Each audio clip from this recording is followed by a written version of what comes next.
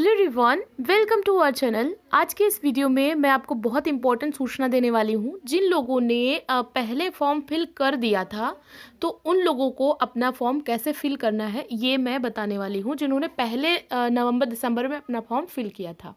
तो उसके लिए सबसे पहले आपको जाना है वेबसाइट पर आयोग की, जो कि आपको पता है कौन सी है, upscssb.org। वहाँ पर जा कर के आपको कुछ ऐसा दिखेगा और यहाँ पर जो क्लिक हेयर टू अप्लाई, यहाँ पर आपको क्लिक कर देना है। ठीक है, इस पर आपको जब आप क्लिक करेंगे, अगर आपने एडवर्टीजमेंट डाउनलोड नहीं किया है तो एडवर्टीजमेंट आप डाउनलोड कर सकते हैं, टीजीटी का या पीजीटी का, दोनों दिए हैं। अगर डाउनलोडेड है तो आप क्लिक हेयर टू अप्लाई पे आप क्लिक करेंगे।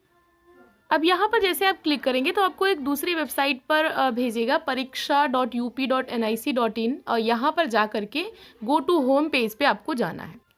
अब इस वाली वेबसाइट पर जब आप थोड़ा सा नीचे की तरफ आएंगे तो इधर दिखा रहा है जहाँ पर फिलिंग ऑनलाइन एप्लीकेशन फॉर्म, यहाँ पर आपको क्लिक करना है।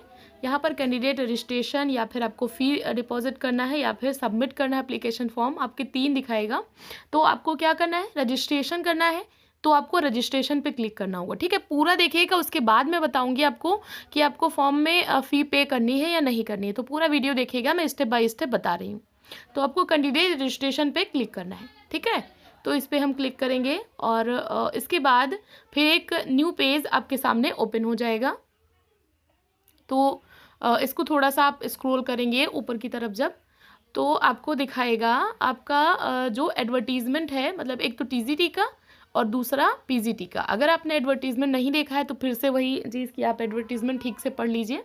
तो अभी हमारा चूँकि पीजीटी है तो हम पीजीटी वाले पे क्लिक करेंगे। ठीक है, तो इस पे हम जाएंगे और उसके बाद यहाँ पर अप्लाई वाला जो ऑप्शन है, ये जो आप देख रहे हैं अप्लाई वाला ऑप्शन, इस पे आपको क्लिक कर देना है। और इस पे क्लिक करने के बाद, इस पे जब आप क्लिक करेंगे, थोड़ा सा टाइम ले रहा है, तो आपके सामने कुछ ऐसा ओपन होकर के आएगा और यहाँ पर अलग अलग विषयों के अकॉर्डिंग आपको फॉर्म फिल करने की सुविधा दी जाती है। मतलब आपका जो विषय हो उस विषय के अकॉर्डिंग। तो अभी हमारा जो सब्जेक्ट है वो है सोशियोलॉजी, और हमारा जो सब्जेक्ट है वो आई थिंक, हाँ, ये 8 नंबर पे है, पीजीटी सोशियोलॉजी। आपको इस पे जाना है अगर आप समाजशास्त्र से हैं, और बाकी आपका जो भी सब्जेक्ट हो तो उसके अकॉर्डिंग आप जा सकते हैं। उसके बाद फिर आप यहाँ पर अगर आपको इन्फॉर्मेशन देखनी है तो आप व्यू पे क्लिक करेंगे, वरना फिर आप रजिस्ट्रेशन पे क्लिक करेंगे। अभी हमें इन्फॉर्मेशन पता है, पदों की संख्या भी आपको पता है, 78 पद हैं और आयु सीमा 21 है। तो इसमें से हमें नहीं देखना है। क्वालिफ़िकेशन अगर आपको एक बार चेक करनी हो तो आप चेक कर सकते हैं फिर से, बट हमें क्लियर है तो हमें इसमें अभी कुछ नहीं करना, हमें रजिस्ट्रेशन पे सीधे क्लिक करना है। यहाँ पर ये जो रजिस्ट्रेशन वाला ऑप्शन दिखा रहा है इस पे, तो इस पे क्लिक करने के बाद फिर आपके सामने एक नया पेज आएगा उसी वेबसाइट का, और यहाँ पर आपको दिया होगा कि जो भी जो रिक्वायर्ड चीज़ें हैं, मतलब क्या क्या चीज़ें आपके पास अनिवार्यता होनी चाहिए फॉर्म फिल करते टाइम पे, अनिवार्य है कि वो चीज़ें होनी चाहिए। तो कुछ कुछ चीज़ें हैं। एक तो आपके पास एक वैध ईमेल आईडी होनी चाहिए, ठीक है, और एक मोबाइल नंबर जो कि वैलिड हो वो होना चाहिए, और जो भी आप एड्रेस वगैरह डालें वो सही सही डालें। उसके बाद आपके पास हाई स्कूल, इंटरमीडिएट और बाकी जो कि आपकी डिग्रियां हैं, जैसे बीए है, एमए है, या जो भी पीजी यूजी जो भी आपने किया है वो सारा का प्राप्तांक, पूर्णांक, उसका उत्तीर्ण वर्ष, ये सब कुछ आपको अवेलेबल वहाँ पे होना चाहिए। अगर आप यूपी से हैं तो आपके पास निवास प्रमाण पत्र भी होना चाहिए, तभी आपको उसका लाभ मिल पाएगा। अगर आप किसी आरक्षित श्रेणी से फॉर्म फिल करना चाहते हैं, जैसे कि ओबीसी है, अनुसूचित जाति है, अनुसूचित जनजाति है, तो उसके लिए आपके पास कास्ट सर्टिफिकेट होना चाहिए फॉर्म फिल करते टाइम पे, उसका वो चीज़ें होनी चाहिए। अगर आप आर्थिक रूप से कमज़ोर वर्ग यानी ईडब्ल्यूएस कैटेगरी से हैं तो उसका प्रमाण पत्र आपके पास होना चाहिए फॉर्म फिल करते टाइम पे। इसके अलावा अगर आप दिव्यांग, भूतपूर्व सैनिक या फिर स्वतंत्रता संग्राम सेनानी, या इनमें से कोई भी आते हैं तो उसका सर्टिफिकेट आपके पास होना चाहिए। अगर आप राष्ट्रीय स्तर पर खेलकूद में आपने भाग लिया है तो उसका भी सर्टिफिकेट आपके पास होना चाहिए, वो इन्फॉर्मेशन भी आपसे मांगेगा। और अगर आप तदर्थ शिक्षक के रूप में कार्यरत रहे हैं तो उससे रिलेटेड इन्फॉर्मेशन भी आपके पास होनी चाहिए, अवेलेबल होनी चाहिए फॉर्म फिल करते टाइम। तो अगर ये सारी चीज़ें आपके पास अवेलेबल हैं तो यहाँ पर नीचे दिया हुआ है कि एक बार सही तरीके से सारी चीज़ें फिल करिए और उसको ठीक तरीके से देख लीजिए, क्योंकि बाद में आपको संशोधन का या प्रत्यावेदन का अवसर नहीं दिया जाएगा।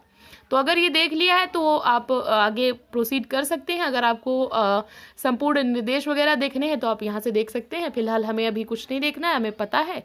तो हम इसको यहाँ पे जो ये बटन दिखा रहा है आई डिक्लेयर, इसको आपको ऑन करना, ठीक है। अभी ऑफ दिखा रहा है, इस पे जब आप टच करेंगे तो ये ऑन हो जाएगा और नीचे दो ऑप्शन आएंगे, आई एक्सेप्ट या फिर कैंसिल। तो यहाँ पर आपको आई एक्सेप्ट पे क्लिक कर देना है, ठीक है। एक्सेप्ट करने के बाद फिर से आपको देखिए अब आपकी समस्या का समाधान यहाँ पे आ गया। आप लोग पूछ रहे थे ना कि जिन्होंने पहले फॉर्म फिल कर दिया है, तो देखिए दिखा रहा है जिन्होंने माध्यमिक शिक्षा सेवा चयन बोर्ड का जो निरस्त विज्ञापन था, मतलब क्या आपने उत्तर प्रदेश माध्यमिक शिक्षा सेवा चयन बोर्ड 2020 का निरस्त किया गया जो विज्ञापन था उसके सापेक्ष आवेदन किया था, शुल्क का भुगतान किया था या नहीं। अगर आपने फी पेमेंट किया था, देखिए सिर्फ आवेदन किया था तो कोई बात नहीं है, अगर आपने आवेदन करने के साथ साथ फी भी पे करी थी तो आपको दोबारा से फी पे नहीं करनी पड़ेगी, ठीक है। ये चीज़ देखिए दिखा रहा है। तो इसके लिए अगर आपने पहले से फ़ी पे कर रखी है, मतलब आपने फ़ीस पहले भी जमा कर दी थी और आवेदन कर दिया था फ़ीस पे करने के साथ साथ, तो आपको इस बार फ़ीस नहीं पे करनी पड़ेगी। आपको बस यस पर क्लिक करना होगा और आपको इस बार शुल्क में छूट मिल जाएगी, ठीक है। अगर आपने नहीं किया है तो आप नो पर क्लिक करेंगे। तो पहले ही ये ऑप्शन आपसे पूछ ले रहा है। तो यहाँ पर ये जो छोटा सा बॉक्स दिख रहा है इस पे आपको टच करना है। यहाँ पर जब आप टच करेंगे तो आपसे पूछ रहा है, देखिए प्लीज़ सेलेक्ट। अगर आपने फीस पहले भरी थी तो यस करेंगे या फिर नो करेंगे।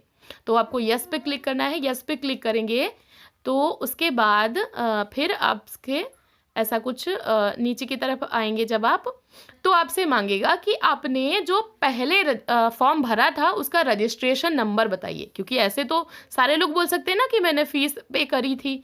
तो आपसे वेरीफाई करने के लिए रजिस्ट्रेशन नंबर मांगेगा और फिर उसको आपको ये जो कैप्चा कोड है इसको इंटर करना है और इसको वेरीफाई करना है और उसके बाद फिर आपको प्रोसीड पे क्लिक कर देना है। तो इतना करने के बाद फिर बाकी जो भी प्रोसेस है वो सेम रहेगा, तो उसमें नो चेंज रहेगा, ठीक है। तो आगे का जो भी प्रोसेस है वो आपको ऐसे ही करना है, मतलब जैसे फॉर्म फिल करते थे वो सारी इन्फॉर्मेशन फिल करनी है। फिर अगर आपने फीस पहले से करी है तो दोबारा से नहीं करनी है, सिर्फ आपको वो रजिस्ट्रेशन नंबर बता देना और बाकी सारी चीज़ें ऐसे ही सही तरीके से हो। तो आई होप आपको ये जो वीडियो है ये काफ़ी हेल्पफुल लगी होगी और आपके डाउट्स क्लियर हो गए होंगे। अब आपको पता है कि आपको फॉर्म कैसे फिल करना है। तो ऐसे ही पढ़ते रहिए, अपने गोल की तरफ आगे बढ़ते रहिए। वीडियो देखने के थैंक यू सो मच।